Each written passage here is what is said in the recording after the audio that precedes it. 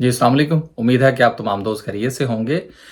Market ने थोड़ी-सी करवट ली है, तो साथ ही अफ़वाहों का और ख़बरों का जो बाज़ार है, वो गर्म हो गया और चहमगोइयाँ जो है, वो होना शुरू हो गई कि शायद जो है, वो कोई बहुत बड़ी शख्सियत जो है, वो स्टॉक मार्केट में आ गई है।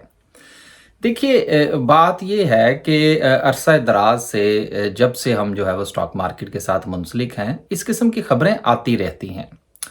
और सबसे बड़ी बात ये है कि मार्केट में लोगों का आना और लोगों का जाना लगा रहता है। स्पेकुलेशन के हवाले से बातें होती रहती हैं। मार्केट को जानबूझकर गिराया गया, मार्केट को जानबूझकर उठाया गया, मुख्तलिफ शख्सियात के नाम आते हैं। अब कुछ शख्सियात का नाम लेने में कोई मुज़ायका नहीं है जिनके बारे में अफवाहें हैं। अब देखिए बहुत सारे ब्रोकर्स के हवाले से बात होती है। मिसाल के तौर पर अगर जो बड़े ब्रोकर्स हैं जिसमें हम एकेडी की बात कर लें, उनके हवाले से भी स्पेकुलेशन होती है जी कि वो मार्केट को जो है वो घुमाते हैं। आरफ हबीब साहब के हवाले से बात होती है कि जी वो मार्केट को घुमाते हैं। मुनाफ के हवाले से बात होती है कि जी वो जिस शेयर में पाँव रख दे वो शेयर जो है वो ऊपर जाना शुरू हो जाते हैं। लेकिन देखिए ये सारी बातें जितनी भी हैं या इन शख्सियात के हवाले से जो गुफ्तगू होती है यकीनन इसमें कोई दो राय नहीं है। लोग ऐसा काम करते हैं, लेकिन सबसे पहले हमें ये समझना होगा कि स्पेकुलेशन होती क्या है। स्पेकुलेशन का मतलब कि जानबूझकर जो शेयर्स हैं उनकी प्राइसेस को बढ़ाना। अब देखिए अगर आप थोड़ा सा हकीकत के आईने में देखें तो जितने भी लोग स्टॉक मार्केट में काम करने वाले हैं वो सारे ही किसी ना किसी हद तक जो है वो एक जो है वो अपने आप में एकेडी आरफ हबीबिया मुनाफ होते हैं। वो खुद जो है वो स्टॉक मार्केट में आते ही इसी पॉइंट ऑफ व्यू से हैं कि शेयर की कीमत बढ़े। अब बात यह है कि अगर वो उसको जानबूझकर बढ़ाई जाती है तो यकीनन उसका एक कानून है और उसके मुताबिक केस भी चलते हैं, इन्वेस्टिगेशंस भी होती हैं। जो नोटिसेस हैं वो भी इश्यूज होते हैं लोगों को। और आपको तो ये भी पता होगा कि स्पेकुलेशन के नतीजे में और इनसाइड ट्रेडिंग के नतीजे में जहांगीर तरीन साहब जो हैं वो डिस्क्वालीफाई भी हो गए थे। अब एक तो ये जो है वो रुख है कि जिस हवाले से हम जो है वो फौरन ही इस चीज़ का जो है वावेला करना शुरू कर देते हैं जैसे ही मार्केट थोड़ा सा नीचे आती है या जैसे ही मार्केट ऊपर जाना शुरू होती है। अब सवाल ये पैदा होता है कि एक आम आदमी या एक आम ट्रेडर या एक आम इन्वेस्टर जो है उसकी क्या सोच है और क्या वो इस किस्म की स्पेकुलेशन से बच सकता है। आप यकीन कीजिए क्योंकि काफ़ी अरसे से तो हम भी जो है वो ग्रुप्स वगैरह चलाते हैं और लोगों को जो है वो एडवाइस देते हैं। अब देखिए जिस शेयर के हवाले से हम जो है वो लोगों को मना करें कि यार आप इसका हिस्सा ना बने या इसमें कोई इस किस्म की कोई हैंकी फेंकी की कोई खबर हम तक पहुंची है, यकीन कीजिए लोग नहीं मानते। बल्कि मैं आपको यहां तक कहता हूं कि अगर हम कोई टेक्निकली और फंडामेंटली अगर किसी शेयर को एनालाइज करके वो लोगों को रिकमेंड करते हैं तो वो चूंकि अपनी एक चाल के मुताबिक चल रहा होता है, उसमें कोई एक्स्ट्रा फोर्स जो है वो नहीं लगी होती, तो लोग उसमें ट्रेड करना या इन्वेस्टमेंट करना जो है वो पसंद ही नहीं करते। तो बेसिकली चूंकि हमारा रवैया ही ऐसा है और हम स्टॉक मार्केट को ऐसा ही देखना चाहते हैं, इसलिए जो है वो हम इसका हिस्सा भी हैं, इसको हम पसंद भी नहीं करते। और जब किसी बड़े का कोई नाम आता है या कोई इस तरह का कोई काम करता है तो फिर हम उसके ऊपर जो है वो फिर हम शोर भी मचाते हैं। शोर हम इसलिए मचाते हैं क्योंकि हम नहीं कमा पाते और वो बंदा जो है वो कमा कर निकल जाता है। अब आपको याद होगा टीआरजी की कहानी। अब मैं दावे से कह सकता हूं जहां तक मुझे याद है कि मैंने कभी भी टीआरजी को रिकमेंड नहीं किया था उस दौर में जिस दौर में इसकी पूरी प्रवास चली थी, क्योंकि मुझे यह खबर मिली थी कि इसमें भी मुनाफ साहब है और वो बंदा जो है वो इसको चला रहा है। और जिस बंदे ने मुझे खबर दी थी वो बंदा मेरे ग्रुप में शामिल था और मुझसे एडवाइस भी लेता था और आज भी वो बंदा मेरे साथ काम कर रहा है। उसने मुझे कई बार जो है वो बताया है कि जी वो फलां मीटिंग में ये बात हो रही है, हमारे तक ये पहुंची है। लेकिन वो बंदा इस चीज का गवाह है कि जिस जिस शेयर के हवाले से हम तक वो खबरें पहुंचती रही, हमने आज तक उन शेयर्स को रिकमेंड नहीं किया। और तो और अगर आप इन लोगों का नाम लेने की बजाय जो हमारे यूट्यूबर्स हैं, अगर आप उनकी हिस्ट्री उठाकर देख लें तो वो तो सारे के सारे शेयर्स के ऊपर बात कर रहे होते हैं। हर बंदा शेयर रिकमेंड करने निकला होता है सोशल मीडिया के ऊपर। तो अगर हम ये समझते हैं कि ये जो बड़े नाम हैं ये गलत काम कर रहे हैं या ये स्पेकुलेशन जो है वो करते हैं, तो क्या सोशल मीडिया पर बैठे हुए यूट्यूबर ये काम नहीं कर रहे?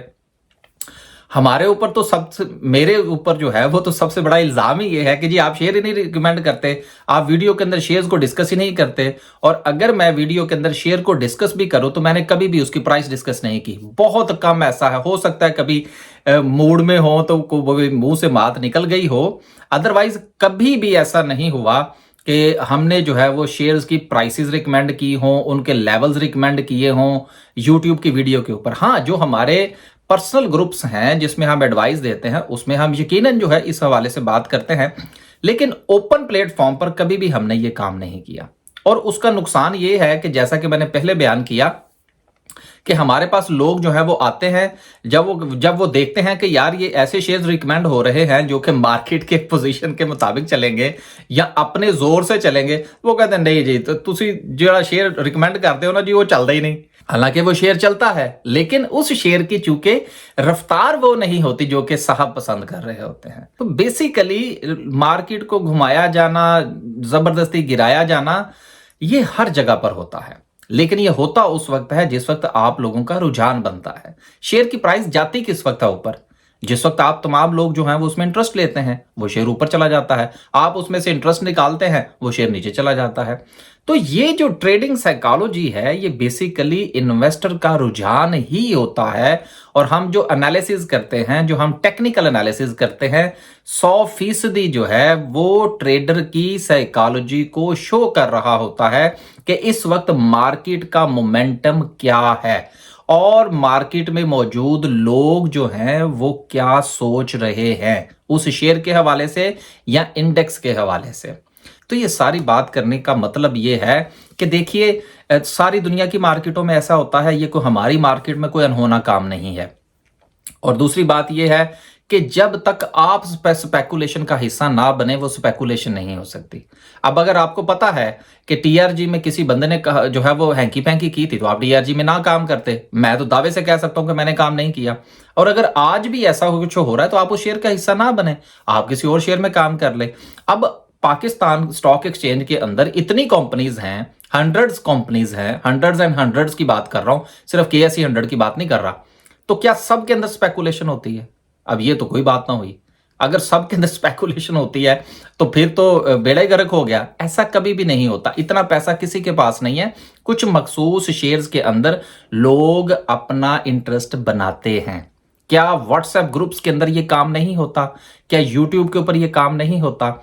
और हमारे जो लोग हैं जो कि इवन के वो प्राइवेट कंसल्टेंसी देते हैं, उसके बावजूद भी जब उनका वो शेयर चलता है तो उसी की जो है वो क्या कहते हैं पिक्चर लेकर तो वो सोशल मीडिया पर घुमा रहे होते हैं। एक आध बार अगर हम ऐसा कर भी लें तो चलें, उसकी थोड़ी बहुत गुंजाइश निकलती है। लेकिन हमारे दोस्त अहबाब जो ये कंसल्टेंसी का काम करते हैं वो तो अपनी धड़ाधड़ जो है वो पोस्ट घुमा रहे होते हैं सोशल मीडिया के ऊपर। तो बेसिकली ये अपना अपना काम करने का तरीका है। आप जिस तरह का काम करना चाहते हैं, आपको ना सिर्फ के स्टॉक मार्केट के बल्कि दुनिया के हर बिजनेस में उसी तरीकाकार के लोग जो है वो मिल जाएंगे। जिस तरह से ये कहा जाता है कि गोश्तखोर को गोश्त मिल जाता है, जिसने स्पेकुलेशन करनी है उसको स्पेकुलेशन के ग्रुप्स मिल जाएंगे, जिसने नहीं करनी उसको नॉर्मल ग्रुप्स मिल जाएंगे, या उसको ऐसे शेयर्स मिल जाएंगे जो कि स्पेकुलेशन का हिस्सा नहीं बनते। अब बहुत सारे ऐसे शेयर्स हैं, आज भी हैं, कि जिनको अगर हम सिर्फ और सिर्फ उनके डिविडेंड यील्ड की बुनियाद पर ही देखें तो 3-4 साल में आपके पैसे डबल हो जाते हैं। लोगों को रिकमेंड करें, लोग कहते हैं नहीं जी ये क्या बात हुई, वो कोई शेयर ऐसा दसो जी जरा 3 दिन में जो कैप लगाए जी। तो जब रवैया ही ऐसा है तो फिर आप अगर आरिफ हबीब को मुलज़े इल्जाम ठहराएं या एकेडी मुनाफ से कहें कि जी ये मार्केट को घुमाते हैं, तो सर ये एकेडी या अगर आरिफ हबीब या मुनाफ, अगर ये लोग जो हैं अगर इनकी किसी किस्म की कोई गलती है तो ये छोटे छोटे से एकेडी या छोटे छोटे से आरिफ हबीब या छोटे छोटे मुनाफ जो है ये स्टॉक मार्केट के हर ट्रेडर के अंदर है। तो बेहतर ये है कि हम उनकी तरफ उंगली उठाएं। ठीक है, वो गलतियां करते होंगे, इन्वेस्टिगेशन होगी, उनका कोई ना कोई नाम आ जाएगा। लेकिन अगर हम उनके ऊपर उंगली उठाएं तो चार उंगलियां अपनी तरफ भी उठती हैं कि मैं अगर स्टॉक मार्केट का एज ए एनालिस्ट काम करता हूं, मैं अगर ग्रुप चला रहा हूं या मेरा अगर यूट्यूब का चैनल है, तो मैं भी तो वही वावेला मचाता हूं ना अपनी वीडियो के अंदर, जो कि वो फिजिकली मचाते हैं।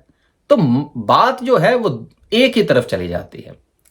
तो आपने फैसला करना है कि आया कि आप ऐसी बातों को सपोर्ट करते हैं या नहीं करते। अब अगर फर्ज करें मार्केट जो है वो जबरदस्ती उठाई जा रही है, चलें जी मान लेते हैं उठाई जा रही है, आप ना खरीदें छोड़ दें।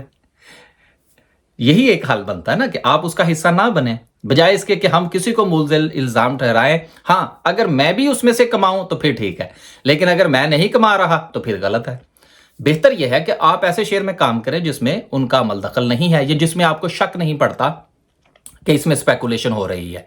और अगर सब में स्पेकुलेशन हो रही है तो फिर आप स्टॉक मार्केट में काम ना करें। ये तो अपना अपना देखने का अंदाज है कि क्या एक ही काम जो है वो दुरुस्त तरीके से किया जा सकता है, या कि आपने लाजमन उसको गलत तरीके से करना है। तो देखते हैं कि स्टॉक मार्केट का डॉन कौन है। क्या वो आरिफ हबीब है, क्या वो एकेडी है, क्या वो मुनाफ है, या मैं हूं। तो ये तो फैसला जो है ये फिर आपने खुद ही करना है कि क्या इन लोगों के ऊपर जो इल्जाम है, इल्जाम में इसलिए कह रहा हूं क्योंकि साबित नहीं है, अगर साबित है तो फिर इनको अदालतों में जाना चाहिए। तो डॉन कोई भी हो, आप अपना एनालिसिस खुद करें। आप स्टॉक मार्केट में आने से पहले अपना फैसला खुद करें कि मैं यहां आया क्यों हूं। मैंने कोई अगर शेयर जो है वो देखा है, जो सुजेस्ट किया गया है मुझे, वो मैं क्यों खरीद रहा हूं। उसके लेवल्स मेरे साथ है जो है वो शेयर किए गए हैं, क्या मुझे इन लेवल्स के मुताबिक काम करना चाहिए। ये सारी बातें जो है वो आपको उस वक्त थोड़ी बहुत समझ में आएंगी कि जिस वक्त आपने स्टॉक मार्केट की थोड़ी बहुत जो है वो इंफॉर्मेशन ली होगी। हमारे पास तो बहुत सारे लोग ऐसे आते हैं कि जिन्होंने लाखों रुपया स्टॉक मार्केट में लगा रखा है और हमें मैसेज करके वो पूछ रहे होते हैं कि जी मेरा जो टैक्स है वो तो बहुत ज़्यादा कट गया, मुझे पता ही नहीं कि वो क्यों कट गया। मेरे ऊपर मेरा जो डिविडेंड है वो आया ही नहीं, मुझे पता नहीं कि क्यों नहीं आया।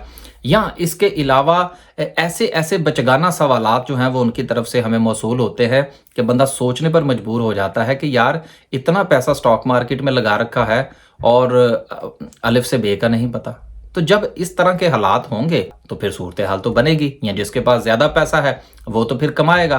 तो दुनिया के हर कारोबार में ऐसा होता है। उससे पहले खाद में क्या हुआ, हर जगह पे स्पेकुलेशन है यार। और आप जो है वो चीनी में देख लें क्या हुआ, सूरत हाल कहां से कहां चली गई।